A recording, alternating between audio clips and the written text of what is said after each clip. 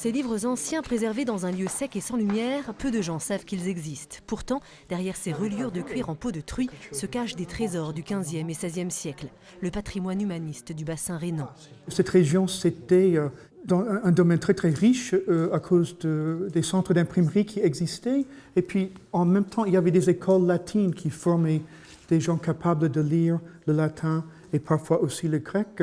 Et il y avait une grande demande d'auteurs anciens parce qu'à cette époque, on voulait retrouver un meilleur style latin.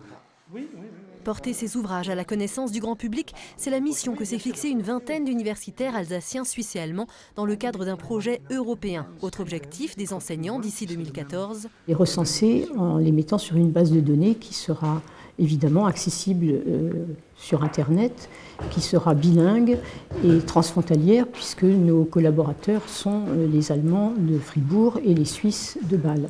À partir du mois de mai, 7 bibliothèques de la Réglio vont exposer leurs ouvrages les plus emblématiques. À Mulhouse, on retient en particulier cet incunable, c'est-à-dire un livre imprimé entre 1450 et 1501, La Cité de Dieu de Saint-Augustin. Ici, vous avez la première page qui est ornée avec un dessin d'un moine copiste, sans doute. En fait, ce qu'il faut savoir, c'est que l'homme du XVIe siècle, lorsqu'il achetait son livre, il était à l'état brut et il le confiait ensuite à un artiste pour qu'il puisse l'orner, l'embellir. Avant de découvrir ces ouvrages, une conférence inaugurale sur le patrimoine humaniste va se tenir le 15 mars à 20h à l'hôtel de ville de Rixheim.